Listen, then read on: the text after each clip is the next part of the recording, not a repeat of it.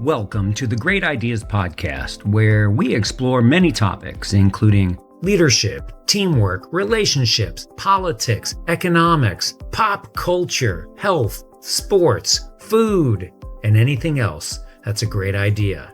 I'm your host, Barry Moline. Today, we're talking with Megan Robinson, a consultant and coach who explores the intersection of leadership and sales. Megan dispels misconceptions about sales, advocating for a consultative approach that emphasizes understanding and empathy of the person you're dealing with. We discuss decision-making, highlighting the importance of awareness, exploring solutions, and converging on a decision. Megan underscores the value of building strong relationships, demonstrating authority, and shifting your mindset from sales to value sharing, ultimately enhancing leadership effectiveness and fostering positive organizational change. It's a great conversation, and it really opened up my eyes. Let's get into it. Welcome, Megan. It's great to see you. I am so excited to be here. Thank you so much, Barry. And I'm wonderfully excited to talk about great ideas on the Great Idea Podcast because you are chock full of them, and I've got a couple up my sleeve to talk about. All right, let's get into it. So we're talking about sales for leaders, and a lot of people cringe when they think about sales. People who are in sales, maybe not so much, but people who are not in sales or don't think of their jobs as sales, particularly leaders who are just out there with stakeholders, colleagues, talking about ideas. Why do those folks need to do sales? Why do they need to learn techniques in sales? I get this question all the time. And I find often when I'm talking to especially more introverted clients, when I'm talking about to groups of the accountants, the engineers, right, the technology people, the thought of being a salesperson freaks them out. You're like, absolutely not. Yes, I want to be a leader. I don't want to do anything that has to do with those scary salespeople.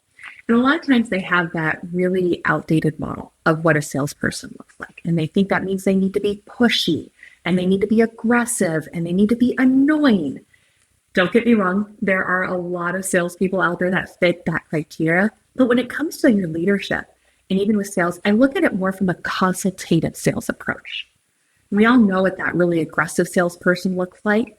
And very rarely do we have the model of the problem solver, of the helper, of the center of influence as being an incredible salesperson. And when I look at leadership, you could put it through those two different lenses just as well. You could look at it as that really aggressive dictator, domineering leader that just barks orders at everyone.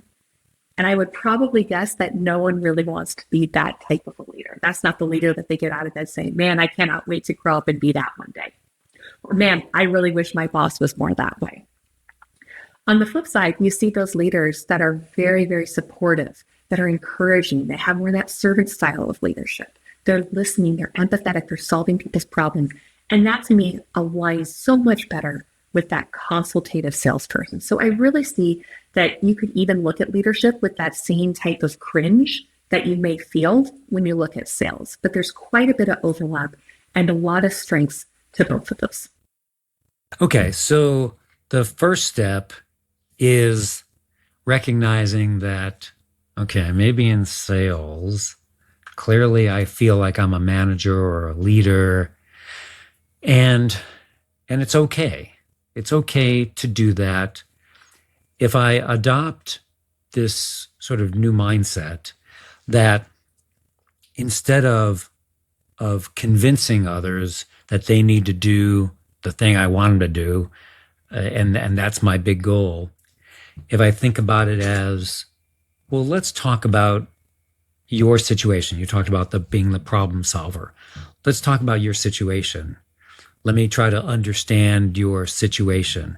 And then moving from the investigation of the situation toward problem solving. Is that what you're talking about? Like, what is that process?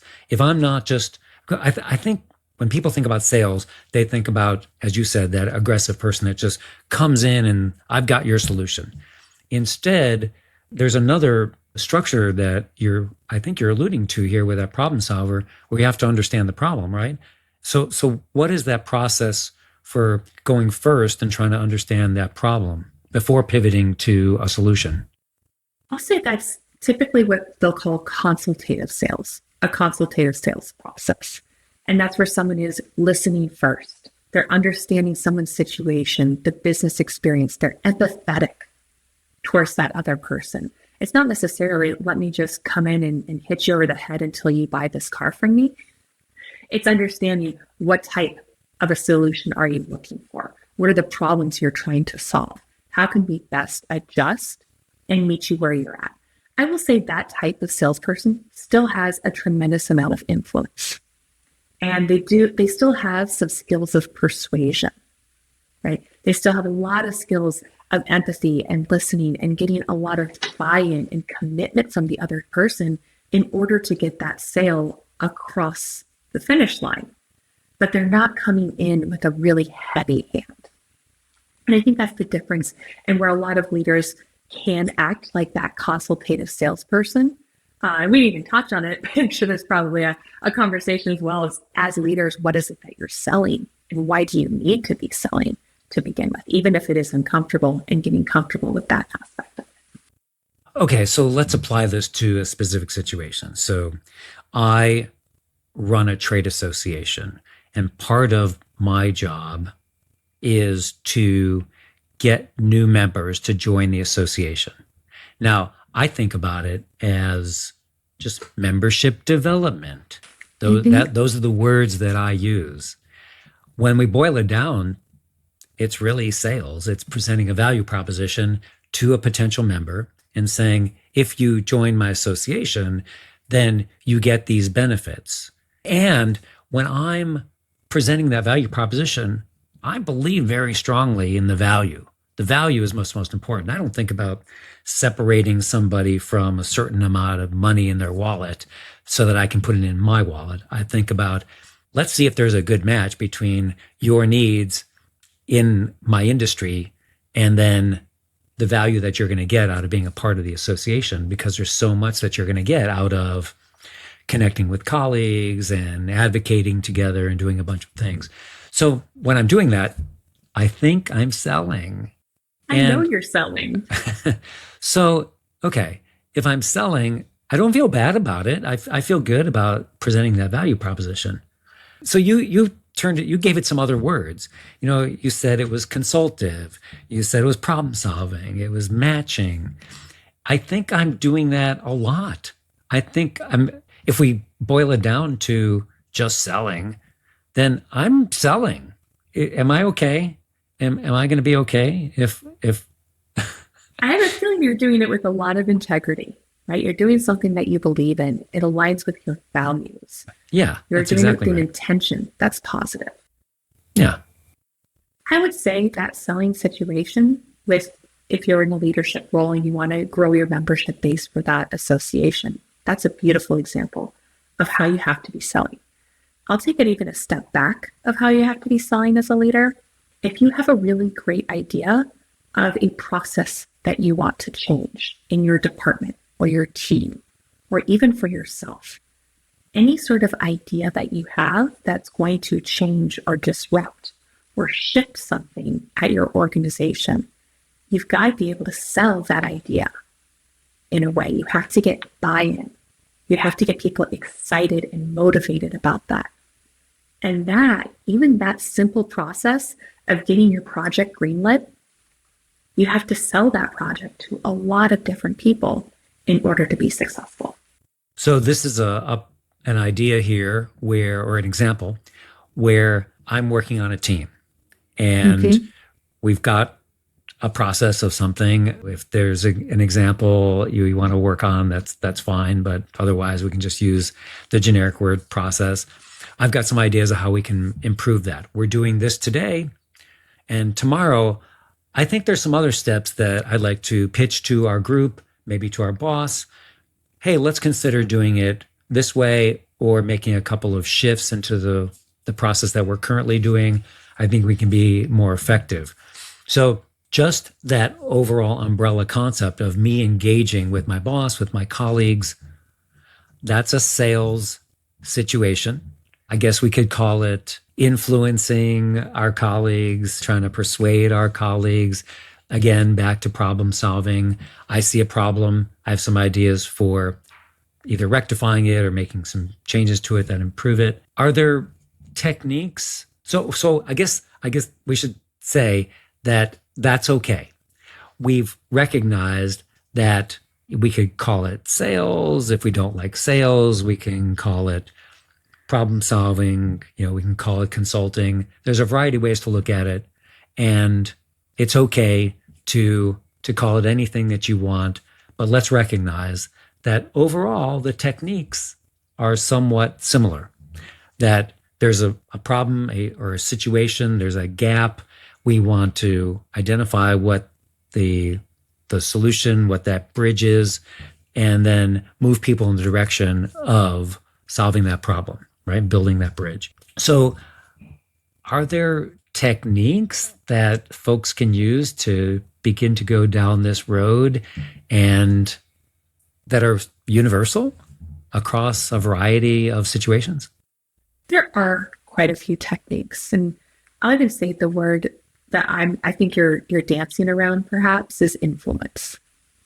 Is that you are looking to influence. Again, in a non-cringy way, a positive influence, a step in the right direction, something that you believe wholeheartedly in. And I know I have a couple techniques for influence. I have a feeling you have just a couple as well. And I do borrow heavily from sales playbooks when looking at positive influence and making sure that your message is clear and coming through and intended as you, or taken as you intended it to be. So a lot of the sales techniques, and there's real simple ones, but I will say the first one is really great listening. The more you want someone else to buy what you're selling, to believe in your idea, it's going to take a lot of listening and a lot of understanding of their perspective first. And listening is what? Am I asking questions? Do I just sit there like a bump on a log and hope that you tell me everything? What's this process of listening? I will say it starts with some really great questions and to listen to the answers for that. A couple of them you probably have teed up. There's probably some basic questions that you should ask for yourself, or you should seek to understand when you're in those conversations. Tell me about your situation. How do I get the ball rolling so that the person I'm trying to influence, I'm getting their story, I'm listening. I want to ask them questions. Tell me about you. Tell me about your situation. Tell me about what's going on in your world. Tell me about some pain points. What would you like to do more of? Those kind of things. Are those the kinds of questions that I'm looking to ask somebody? I love that you say that, the questions. Absolutely. Those are wonderful questions that you can ask someone. I think it depends on what you're trying to influence or what you're trying to sell for a situation. So depending on where you are, what your relationship is with someone, you probably have a lot of those answers to begin with. If you have a long-standing relationship, we'll say with your boss, it's not a stranger off the street, and you want to influence your boss and you want to convince them to start a project that you're really passionate about, you're probably not saying, hey, what are your pain points? You probably know what infuriates them the most. You know what motivates them. Oftentimes I will say, you probably don't even know what your boss's priorities are at the time. You may not know what's top of their mind. You may not know what other pressures they're experiencing. And oftentimes, the more you have that stronger landscape around you, the more clearly you've painted that picture, the easier it is for you to align with that and meet people where they're at. Got it.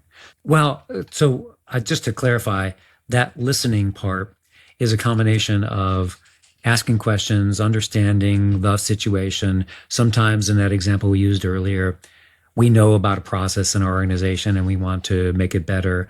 So we're coming forward with a potential solution. Nevertheless, we've got to present that idea. We've got to have a conversation about it and reach an understanding so everybody's on the same page. And as we move toward a potential solution, we need to know that there's a foundation of understanding between us.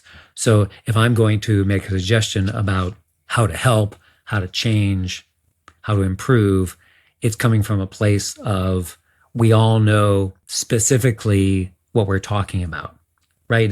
So this process of listening is more back and forth in terms of understanding. Is that right? Yeah, that's beautifully put. Okay. So maybe we should change listening to understanding. Because sometimes when spouses, friends are together, and I've heard, well, I'll just say this my way. I'm married. I've been married a long time. Sometimes when my spouse says there's trouble at work, they don't want me to just listen and then say, oh, well, here's a couple of solutions that you can implement. Sometimes they just want to be heard. Sometimes they just want to get it all out and have you say, oh, that's a problem. Yeah, I agree with you. That's a bummer. So that is just pure listening. And listening is important. There's no question about it. And in my particular relationship, or I should say in many relationships, that kind of technique is important just to maintain the relationship. Listen only, don't offer solutions. I think what we're talking about here is a back and forth. It is important to listen to understand the concepts, what somebody's going through. We talked about the pain points, and then also to share ideas back and forth. So listening is definitely a keyhole into asking questions and achieving a deep understanding of the situation, right? So listening is more like understanding. Yeah. I think you hit a great and a key quote from Stephen Covey, which is listening to understand instead of listening to respond. Yeah. So now we're listening to truly understand something. Yeah. You can listen for a lot more than just to understand. You can listen for the body language. You're listening to paying attention to other signals as well. Yes. That's good. It's definitely the understanding as opposed to the quick response. Okay. So good. Listening to understand. Yes. That is key. No question about that. And now, two things. One, were you going to ask me a question? Were you about to ask me something? I mean, I know we went through the deep rabbit hole of listening, which I could go into for hours in many different contexts. But there's a lot of other, I think, sales skills or in general skills that help build that influence. What's in your little bag of tricks? Well, so yeah, let's talk about those bags of tricks. That's really important. There's no question about it. And I would say that listening to understand is by far the number one element of having a deep conversation to try to figure out where people are. I find that not a lot of people want to have those conversations. And when I'm involved in one, it's refreshing, it's fun, it's interesting, and it's fulfilling to just see if there's a match between two people. So just as a sort of a 50,000 foot level, it's nice to have a conversation where there's a lot of reflecting going on and people are just sharing what's happening in their world. And we've beat that horse quite a bit. And then it comes down to, I think, pivoting to, so what are the kind of things that you've tried? How would you address that situation? It's kind of a question that's asked in therapy. Coaching question too. Right. Which is, let's talk about your ideas for addressing this situation. And it's important, I think, for, let's call me the leader, salesperson, the one who's asking the questions or sort of driving this conversation, to ask my conversation partner, what are the kind of ideas that you have for addressing this situation? And then we get those on the table. And now that they're on the table, we can start to sort of flesh out what would happen if we did option A? What if we did option B? What if we did option C? And then we can pivot to, now I've got a few ideas. Let's put some of those on the table as well and flesh those out. What if we did option D, option E, option F, whatever those might be, and see how they might fit in. And of course, the ones that I'm putting on the table would likely be solutions that I'm, quote unquote, selling or influencing or persuading on. And through the conversation, I need to be open to combining ideas or mixing their ideas with some of my ideas, because my solution may not be the best one for them. So I've got to be flexible as well. Is that a general direction that you see the conversation going toward, pivoting to solutions? I love that you have that flexibility built in there, but what you're actually starting to build out right there is a typical decision-making process. And we start to dive into psychology a little bit, and every decision that you make goes through those steps. So if you want someone to decide in your way, to make a change, not in your way, to get an answer, you move them through that decision-making process. And that first step is awareness. Awareness that you have a problem. And when you think of when you're, quote, selling to someone, if they don't know that they have a problem, they are never going to buy from you. They are never going to align, right? And more often than not, we assume everyone sees the problem just as clearly as we do, when in reality, oftentimes that awareness isn't there for the other person.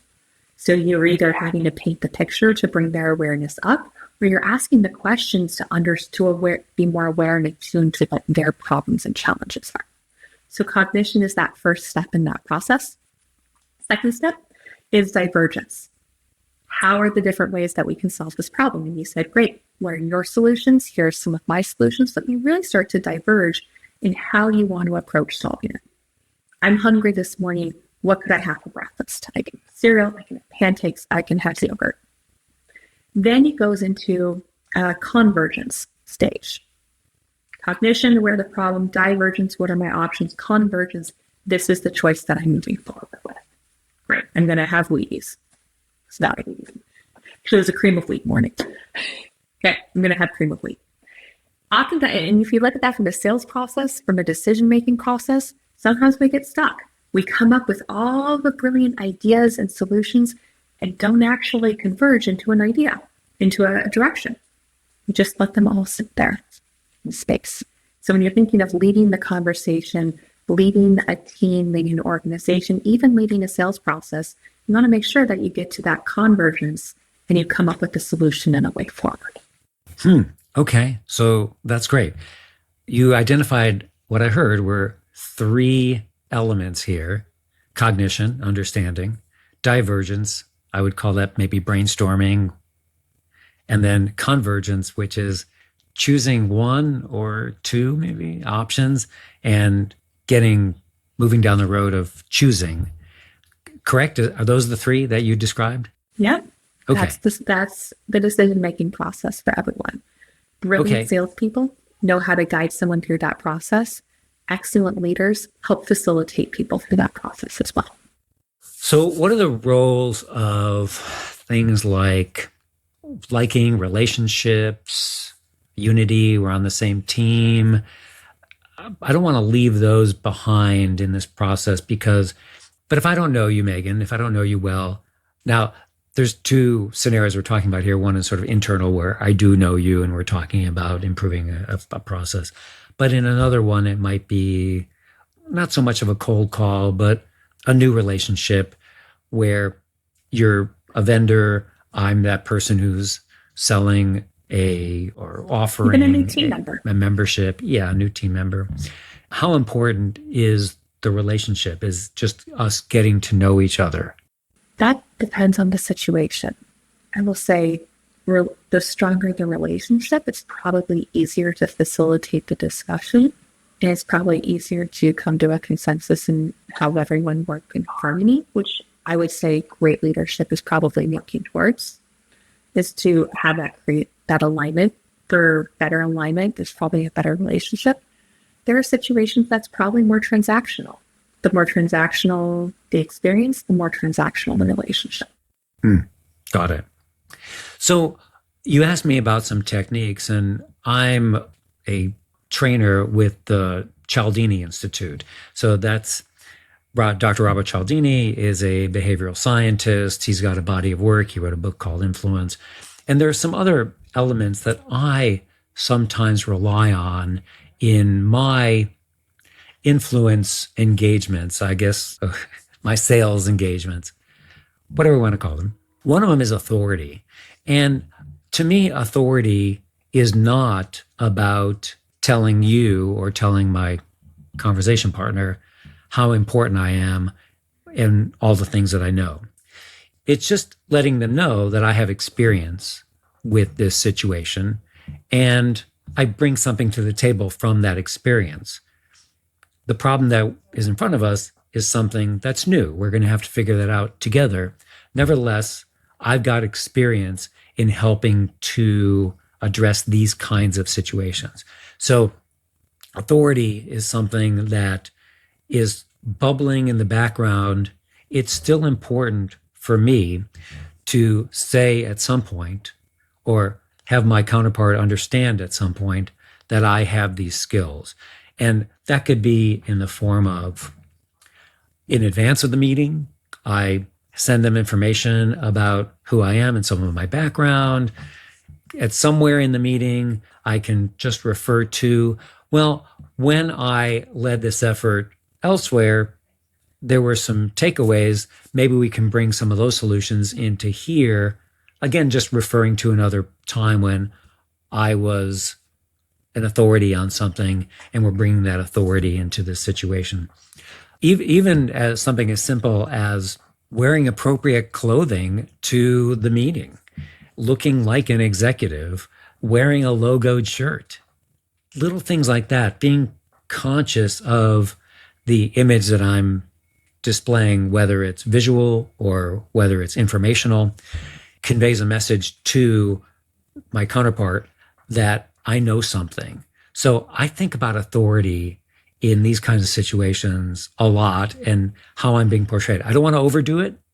I don't want to, again, say I'm the only one that has this information, but nevertheless, it's a part of the equation that I want to make sure people know, oh, they're talking to somebody here that has some experience. My parents used to come visit me when I was in college, and I lived quite around the country, and they'd always come, and my mom would point at buildings. Oh, Megan, what's that building? Oh, Megan. Like I knew the entire skyline of Boston, or like I knew the entire skyline of Chicago, and I just started making it up. And it's one of those practices of authority. Well, you live here, you must know it up. Like, oh, that's a bank. Oh, that's an investment firm, right? Whatever it is, I started making up, and I tell her, no, I have no idea what it is. And she started saying, wait, is it really a bank? Like, no, I don't know. It's pretty fun playing with authority a little bit. It's a little bit more of an evil version, I'm sure, than what you're talking about. That's right. Well, still, that's getting some practice. It was pretty fun. Yeah, that certainly is. There's another technique that I'm not sure that it's a very broad level of effort, but it's something that I have found is valuable when working with colleagues to build trust.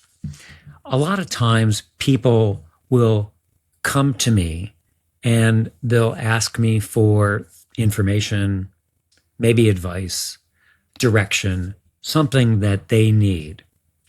And I don't have an answer. And I'm not even responsible for helping them with that answer.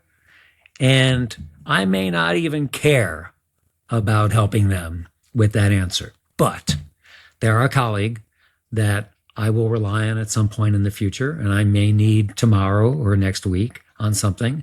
So I don't want to completely dismiss them.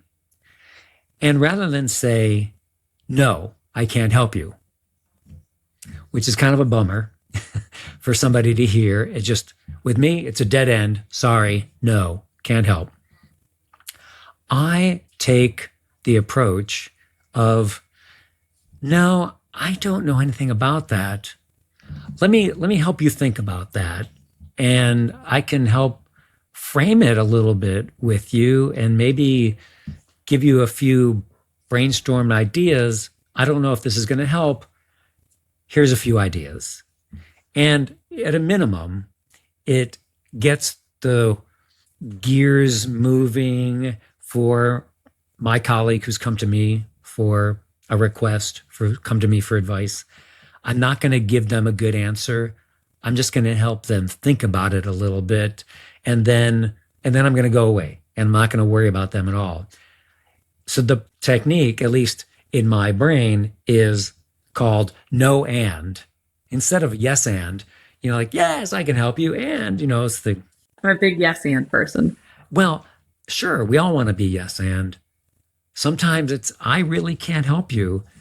Still, instead of saying no, dead end, no more, no, and let me give you some thoughts on how I'd approach it, and then good luck.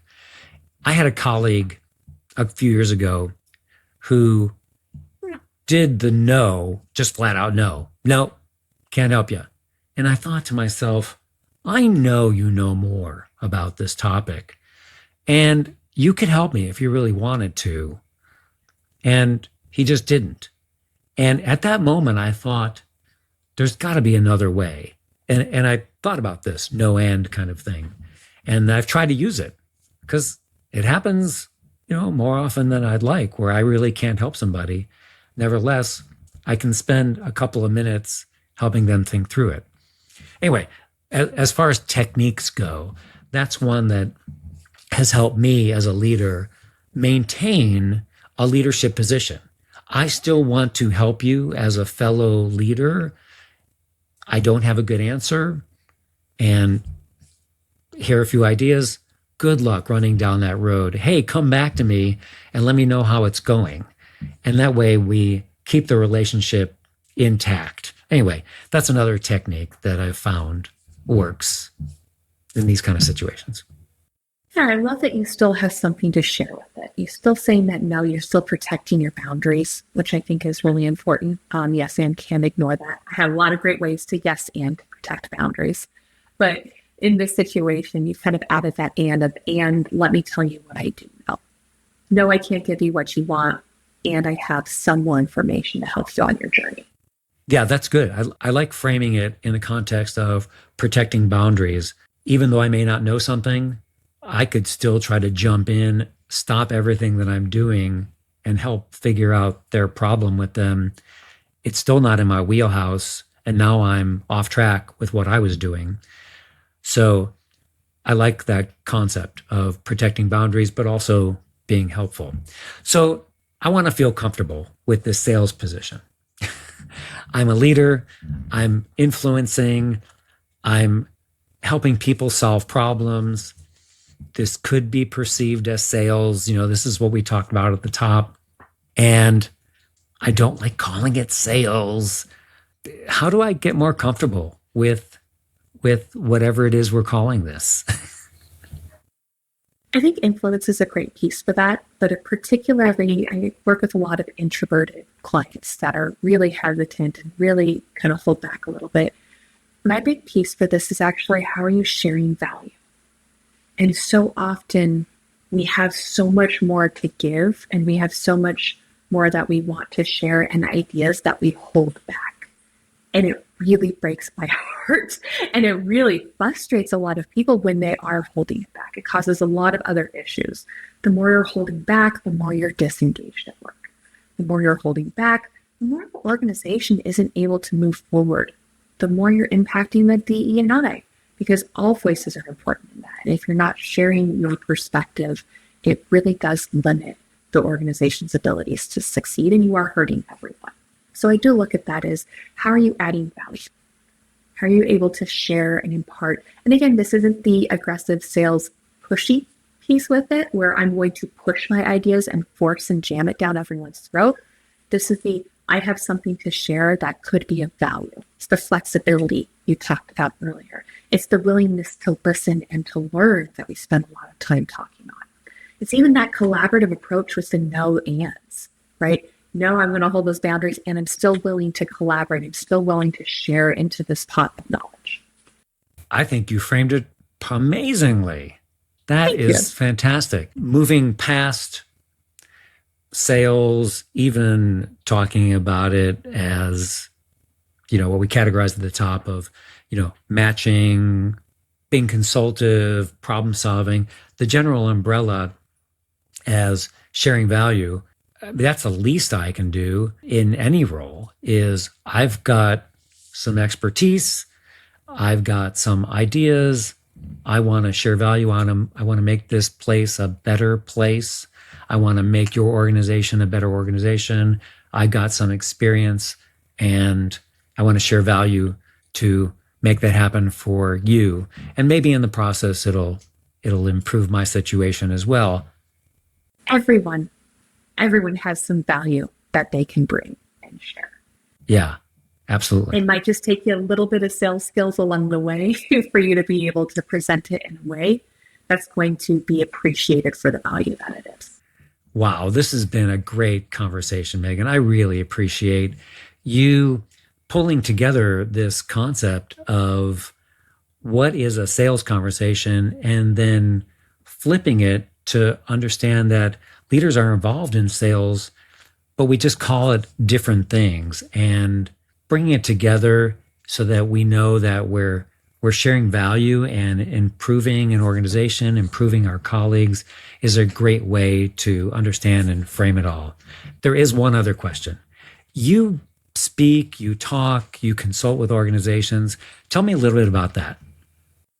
Yeah, I work with leaders at all levels, but primarily I really, really, really am passionate about supporting those mid-level managers, the ones that are jumping into all of these ideas that they have and they have no idea how to sell it.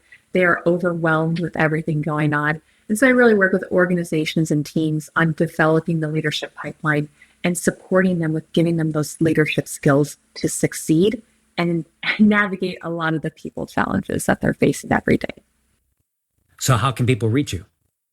Yeah, you can reach me on my email address, Megan, METAN, at eleaderexperience.com. Or please visit our website, eleaderexperience.com. You can also find me on LinkedIn as well. Thank you, Megan Robinson. Talk with you soon. Thank you so much, Barry. Thanks to Megan Robinson for being our guest today. And thank you for listening. If you want to get in touch, or if you have an interesting topic and know someone you think would be a great guest on the show, send me an email at barry@barrymoline.com. And please leave a 5-star review, which helps others find their way to the Great Ideas Podcast.